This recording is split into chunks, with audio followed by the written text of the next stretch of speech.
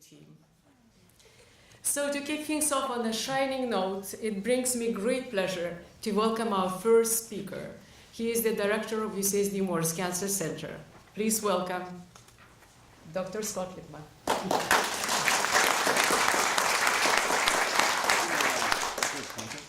There it is. This one. The very button on the very top. Can I use the mouse? You can use the mouse, yeah. Pull this one down. And just up and down. I'll use this.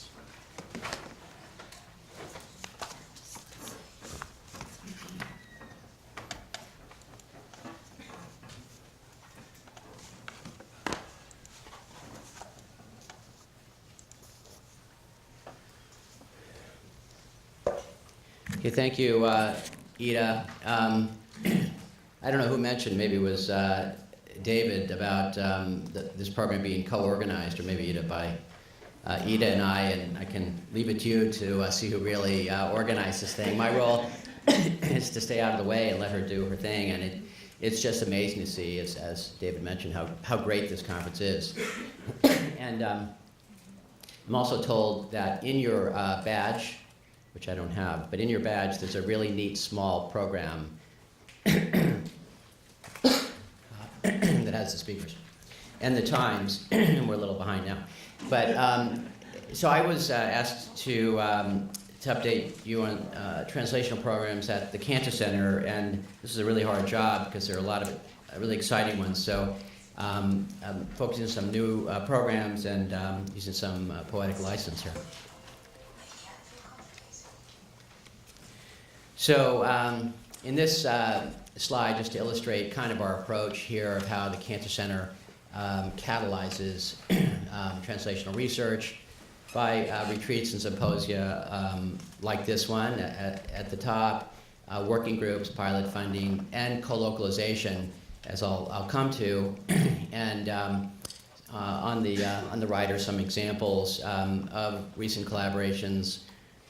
Particularly proud to announce that we received 2 of a small number of NCI Cancer Moonshot grants, one in head and neck and one hepatocellular carcinoma, and some recent Stand Up to Cancer grants that I'll talk about. And you can see that things keep moving quickly. There are a number of grants that have already been submitted in 2019, and we're not through the second month.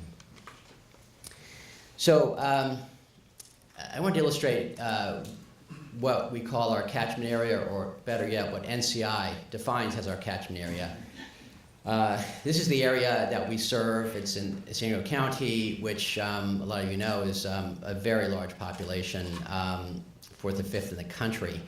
And I want to highlight the hub on the left, the hub map with Moore's here, and this very dense biotech cluster, which is variably the second or third most dense biotech cluster. And so we've focused quite a bit, and I'll show you examples, on partnering with industry and within this hub. And I just want to point out one recent grant that exploited this, and that's a collaboration led by David Brenner and Jerry Oleski. Really exciting translational project looking at the biology of hepatocellular carcinoma and its precursors. And again, these types of collaborations are very difficult to do these days. This is really a pure science-driven one, which we're really excited about. The other one, in the context of reducing cancer disparities, so our population that we serve are characterized by a very large percentage of Hispanic people, as you probably know. It's actually about a third. And so one of the translational grants that was we just got, that's actually this month, a couple weeks ago. It's a new initiative, the California Initiative to Advance Precision Medicine here. And there were 3 awards to us, UCSF and Stanford. The award here is called TNB for triple negative breast cancer. And it's focused on Hispanic women. The PIs are here, Pablo Tamayo and William Kim, who's new. Jill Meseroff, who you'll meet later today, who was recruited here by David from the Broad, just took the computational effort here to a new level, and it was very strong to start with. And then you can see Barbara Parker, Elena Martinez, and Jill are also PIs. If you want to know why it's called TMB Celsius, I made the mistake of asking Pablo how this happened, and it had to do with a pioneer 2,000 years ago who was doing precision medicine before they called it precision medicine. He called it reasoned theory of medicine. And he described the idea of matching things. The big difference 2,000 years ago is we didn't have the technology that we have today.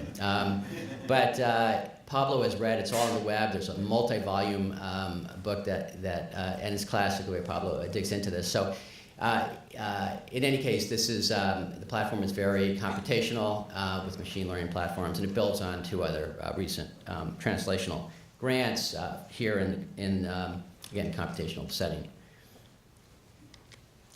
The Center for Novel Therapeutics, really excited to comment about this. Every year for the past at least 5 years, Dennis, right, this has been talked about. And it actually happened. As you can see, this is an older picture, but it's happened. It actually has an address right here, 3109 or something.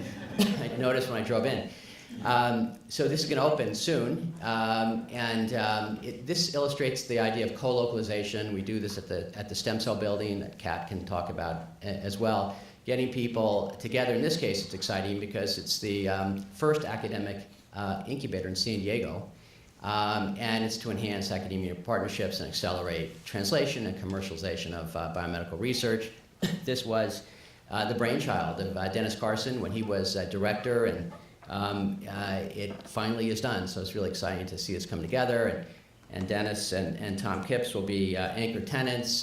This is the floor plan with the academic floor, and the other floor will be occupied by biotech people. There's an accelerator here and so on, but Dennis and Tom and nanoengineering with Lian Fang Zhang and Loy Institute will be here. I'm hoping that next year we can actually, I was talking to Dennis last night, have this meeting in the CNT. So just to illustrate an example, so the pancreatic cancer team is phenomenal. It's really one of the top 1 or 2 in the country. And by every metric, it's led by Andy Lowy, who chairs the NCI task force. And we take credit for pilot funding. You love to give pilot funding to Andy because it always has a tremendous ROI. But he did get pilot funding, which led to 2 Stand Up to Cancer grants and UO1s and so on. I'll talk about the interception work. And just literally a week or 2 ago, Andy received this FY19 center launch. This is a very competitive UCSD program for pilot funds to help support the development of a University of California-wide pancreas spore. And Tanisha, who's here, will be here, has been working with Andy, and her lab identified a network map of stem cell dependencies, excitingly showing the interaction between cancer stem cells and immunity. And that paper is in press. She'll talk about it later. So this really, when you talk about a team, science or translational, this doesn't get, I think, more involved than this. We're co-leaders. It's wonderful working with Anna Macher from MD Anderson and Mike Goggins from Hopkins. You can see very heavy genomics, germline genomics with Judy Garber and Sapna Singhal and others. The immune, we're developing vaccines, I'll talk about with Liz Jaffe, Jim Allison, and Steve Schoenberger, and then integrating genomics heavily into this with Bert Vogelstein and Ken Kensler, among others.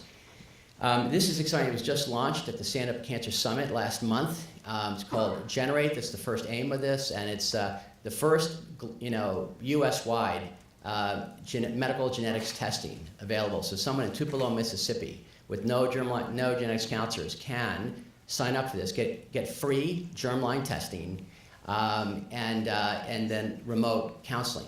This part is being coordinated in Dana-Farber, the germline testing. We are so excited to hear the sites from Boston to San Diego. And because of this, we started a high-risk pancreas clinic. And this is Andy operating here. Some of you may not realize that pancreatic cancer has a very heavy inherited germline component. It's actually There's breast cancer, ovarian cancer, and pancreas cancer. So we can talk about that, but it's a very strong component. So, and once we identify these individuals, we're developing vaccines for immune interception, looking at Liz Jaffe's KRAS vaccine, and this is the personalized vaccine that Steve Schoenberger has developed that we'll use as well. Just a couple slides from Bill Haidt, who a lot of you know from J&J, talking about some of the issues for industry. A lot of you here in the field, one of the big challenges, he said, that with mountains are identifying high-risk individuals, a big problem, and he cited a study we reported a couple years ago with the first validated marker of risk of oral cancer, and an exciting area, how you follow precancerous lesions, for instance, are high risk, and circulating DNA is looking quite good.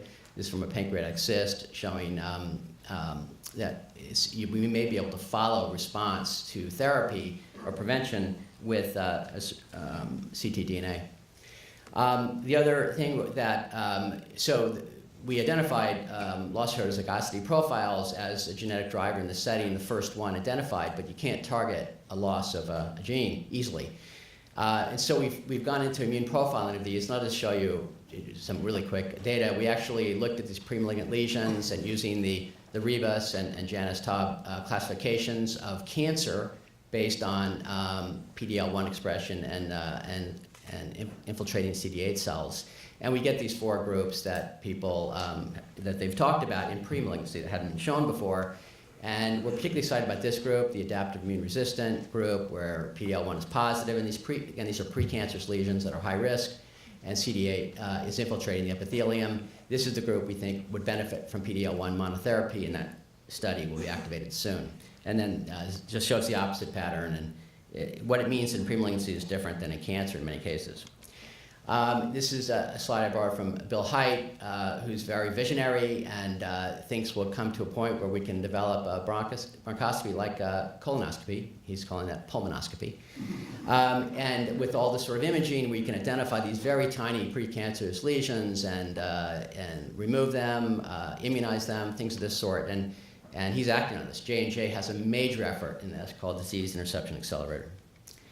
And this is the framework from Bill Haidt and Avi Spira, and this cancer interception term that Liz Blackburn came up with. But the bottom line is, I think Bill said this, and I agree, we were talking about this at the San Antonio Cancer Summit a month ago, that all of us in this room are incubating disease. It's an interesting thought.